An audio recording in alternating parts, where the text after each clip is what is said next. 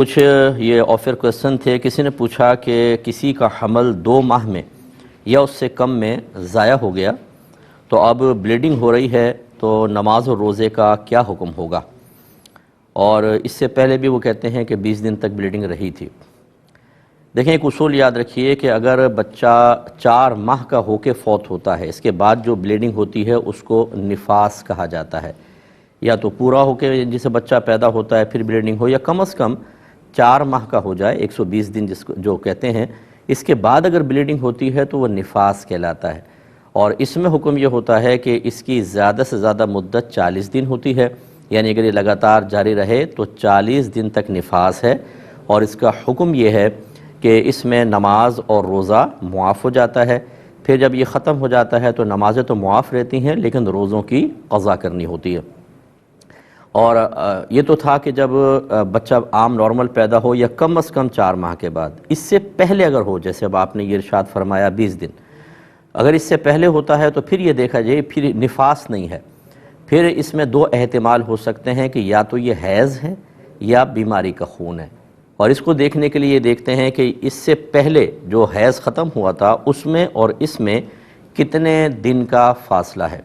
اگر پہلے والے حیض اور اس میں کم از کم 15 دن کا فاصلہ ہو چکا ہے تو پھر تو یہ حیض بنے گا. یعنی پہلے والے حیض میں اور اس میں، جیسے آپ نے یہ فرمایا کہ 20 دن تک یہ بلیڈنگ ہوئی، یعنی 20 دن تک حمل رہا، 2 ماہ تک حمل رہا. اس کے بعد اس کا مطلب ہے پچھلے حیض اور اس میں تو 2 ماہ کا فاصلہ ہو گیا. لہٰذا اب یہ جو آ رہا ہے خون یہ حیض کہلائے گا، بشرطے کہ کم از کم 3 دن تک رہے. اگر 1 دن 2 دن رہے گا تو پھر تو استحاضہ یعنی بیماری کا خون ہے. اگر 2 دن سے زیادہ، جیسے آپ نے فرمایا 20 دن، تو پھر یہ 20 دن جو چل رہا ہے 10 دن حیض ہوگا، کیونکہ حیض کی زیادہ سے زیادہ مدت 10 دن ہوتی ہے، باقی استحاضہ. ہاں اگر ان بہن کی کوئی عادت مخصوص ہے حیض کی، مثال کے طور پہ 6 دن آتا ہے پھر ختم ہو جاتا ہے، 7 دن آتا ہے یہ ختم ہو جاتا ہے، جیسے عورتوں کی کوئی عادت ہوتی ہے، پھر یہ ہوگا کہ چونکہ اب یہ 20 دن بلیڈنگ چلی ہے تو مثلا اگر 6 دن کی عادت ہے تو 6 دن حیض کے کہلائیں گے اور باقی بیماری کا خون کہلائے گا. لہذا 6 دن کی جو انہوں نے نماز وغیرہ چھوڑ دی ہوگی تو وہ تو ٹھیک ہے، معاف ہے.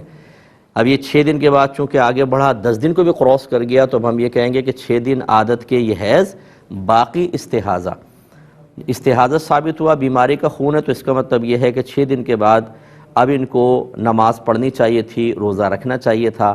لیکن چونکہ بلیڈنگ تھی 10 دن تک تو انہوں نے ویٹ کر لیا، لیکن اس کے بعد جب 11ویں دن بھی آیا تو کنفرم ہو گیا کہ اب یہ بیماری کا خون ہے. لہٰذا اب جتنے آگے دن یہ نکلے ہیں یہ بیماری کے خون کے ہونے کی بنا پر نماز اور روزے کو نہیں روکیں گے. لہٰذا جتنے دن گزر گئے ہیں اس دن کی نمازوں کی قضا اس بہن کو ادا کرنی ہوگی. 6 دن تو حیض کے تھے، نماز معاف، لیکن اس کے بعد ان کو رکھنی ہوگی. اگر رمضان کے روزے ہوتے فرض کرنے سے فرض تو وہ روزے بھی ان کو رکھنے تھے، کیونکہ بیماری کا خون اگر آ رہا ہو تو روزے رکھنے ہوتے ہیں. تو جتنے اگر روزے چھوٹے ہوتے تو ان کی بھی قضا کرنی ہوتی. لیکن ابھی کا چونکہ یہ مسئلہ ہے تو رمضان کا تو ہٹا دیں، نماز کا مسئلہ. خلاصہ کلام یہ ہے کہ جب 120 دن سے پہلے بچہ ضائع ہو جاتا ہے تو اب نفاس کا تو کوئی تصور نہیں ہوتا. اب یہ دیکھنا ہوتا ہے کہ پچھلے حیض اور اس کے درمیان کم از کم 15 دن کا فاصلہ ہوا یا نہیں.